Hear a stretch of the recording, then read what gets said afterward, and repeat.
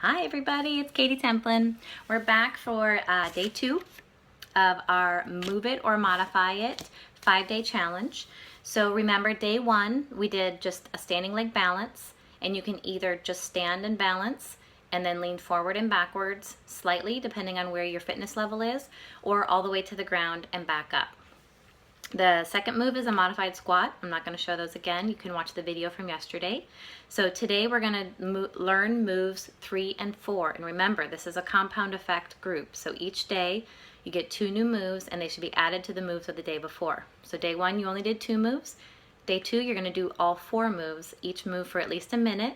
And depending on how much you want to get out of this, you can do it as a cycle where you do all 4 moves all in a row and then start back at the first move and do them again.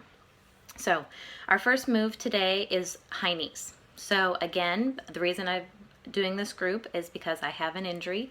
So I'm highly modifying some of the moves that are normally done with jumping or a little more aggressive movement. Based on your fitness level, you can choose to do any type of the move. So for me, my high knee right now looks like this. So I stand, and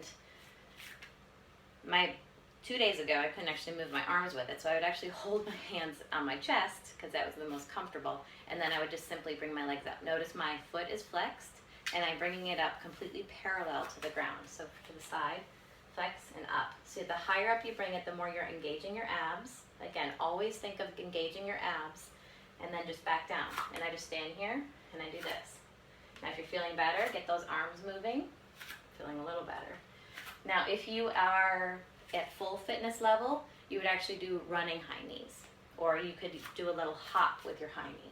You can do a little moving up onto your toes if you want to get your calf involved, or again, the actual running in place. So that's move number 3. Do it for a minute. The next one I call the hula hoop.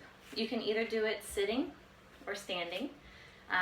This is a really good ab move for those of us with neck injuries who can't really lay on the ground very easily and do a traditional sit-up. I also, many of you know I have low back issues, and this is something that the physical therapist had us do. So I think they called it round the world. But I'm going to give you 2 options to do it, so because not everybody has an exercise ball. So if you have an exercise ball, you sit on it, try and get your spine neutral. So a lot of us, when we sit, we tend to kind of stick our back out.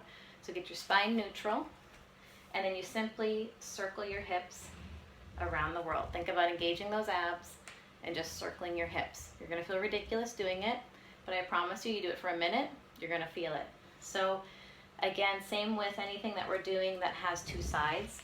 So circle one way for either 30 seconds and then switch to the other way, or do it for a full minute going one way and then a minute doing it the other way. So you might get a little bonus work. For those of you who do not have an exercise ball, that's a very difficult move to do in a sitting position in a chair. So what you can do is put your legs a little wider than hip distance, and this is why I call it the hula hoop, because then you bend your knees a little bit to get a good base, and then think about keeping your whole upper body as still as possible, and everything below about mid-thigh as still as possible. Put your hands in your hips so you make sure that you got your back and your core engaged, and then just circle your hips this way.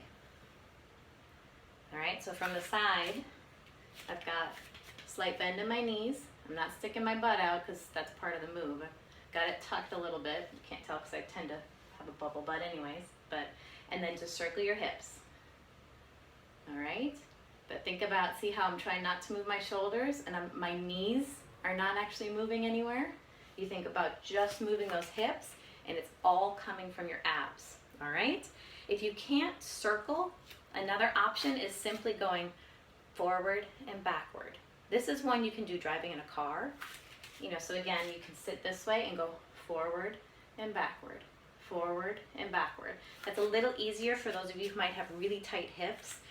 And then, like I said, driving in a car, I do it in the car sometimes too. Just sitting, driving in the car, just forward, backward. And you think about engaging those abs. So that was move 3 and 4. Good luck.